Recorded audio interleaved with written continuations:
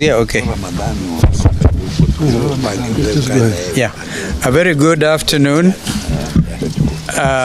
Gentlemen, this is serious. There's no lady amongst you. So I can't even say ladies and gentlemen. Even among us. Hey. Yeah. The gardeners will save you because I see some two ladies. We have had a very good session, and as the Azimio leadership, Azimio la Umoja One Kenya leadership, and we have agreed that our brother Jeremiah Kioni, Secretary General of Jubilee, and one who was also the chair of our technical team during the National Dialogue Committee, reads our statement today. Mheshimiwa Jeremiah.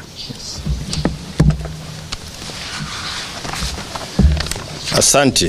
This is a statement on meeting of Azimio Summit that was held today, March the 5th, 2024. We have had a meeting of the summit, which is Azimio la Umoja One Kenya Coalition Party's top decision-making organ. The purpose of the meeting was, one, to take a bird's eye view of the nation with regard to issues that we have been outspoken on, namely the high cost of living, inclusivity in appointments to public service, the taxation regime, and the general health of the economy. Two, get a briefing on the status and progress of the NADCO report. Three, get a briefing on the progress and status of Azimio leader, Right Honorable Raila Amolo Odinga's bid for the chairmanship of the African Union Commission.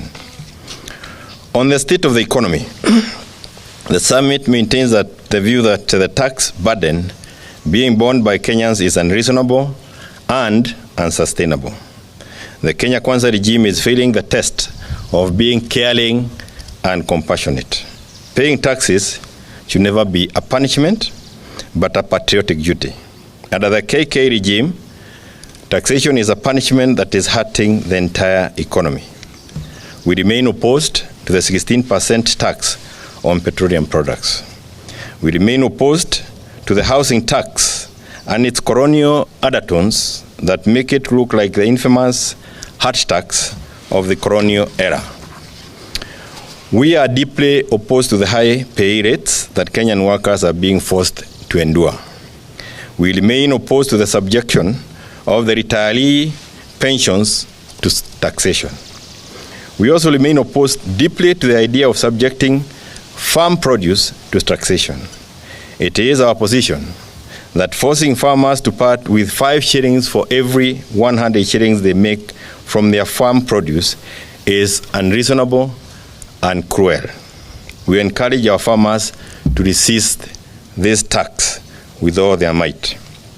On NADCO, we have been adequately briefed on the progress, including a number of bills, and to be exact, 9 of them, that have been lined up for the implementation of the report. We express gratitude to Parliament for the adoption of the report that was a product of a bipartisan consensus and wide public participation. We retain the view that the report must be implemented as is. It is also our position that the processing of the NADCO report and the bills should be fast-tracked. Regrettably, we have also been informed of forces within KK, in and outside of Parliament, who are determined to undermine the report and the bills. We notify those forces that should any efforts to undermine or tamper with the report succeed, there will be very heavy price to pay. In this regard, we call on Honorable William Ruto to rein on the speakers of the 2 houses of Parliament and a number of members of the National Executive who are hell-bent on derailing the NADCO report and the bills. Those leaders have clearly demonstrated a determination to delay, and even kill the NADCO report, which is a negotiated document that pulled the country out of your hostilities to the peace that obtains today. Nobody should take the present situation as a given or for granted. We also express support to the principle of the two-third gender rule and its inclusion as part of the NADCO report.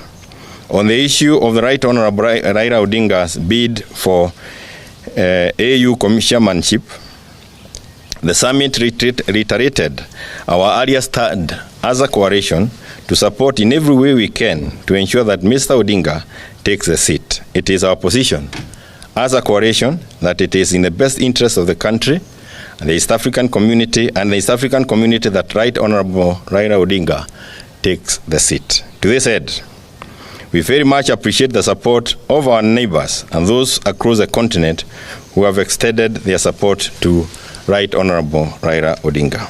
We are also encouraged by the personal efforts made by our party leader to win the seat without relying entirely on the endorsement by the state. And we are committed to reach out to friends and fellow leaders out there in support of our leader's bid. The meeting also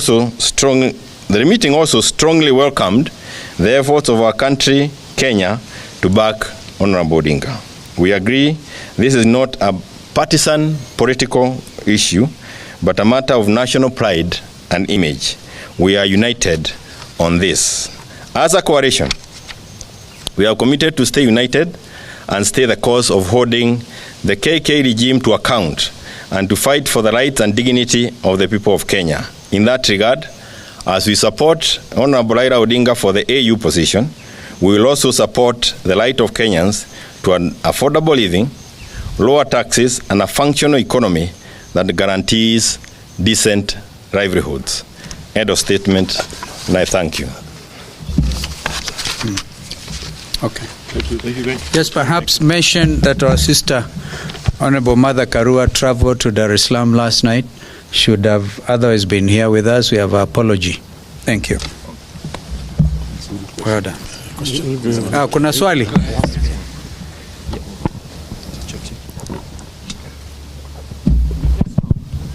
My name is Emmanuel Toff from KTN News. Just two questions. The IBC boundary reviews is expected to happen this month, according to the Constitution, but we have a crisis, some sort of. What would be your position on how we can get out of this and do that in time? We actually dealt with that matter. It's in the National Dialogue Committee report where we proposed, correct me, Opio, I think we proposed moving from, 12 years to 20 years, all there, so that we can escape the crisis. Thank you. Last time, 7 countries had given a nod to Raila's bid. You said 7? 7 countries that... There will be more, I can assure you. Yeah. How many more have come on board? Okay. No, this is work in progress. Is he going back to, is he going to Rwanda, because he said he will be traveling to Kigali? Maybe he can answer that for himself. I'll go when I go.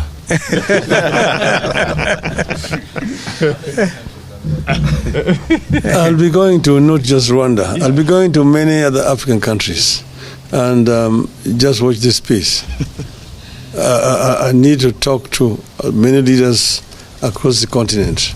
Because you know that a candidate to be successful must get two-thirds physically, first round or second round. If you don't get two-thirds, then you're not elected.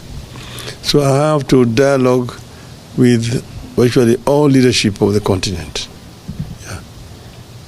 Thank you very much. Well done. Great.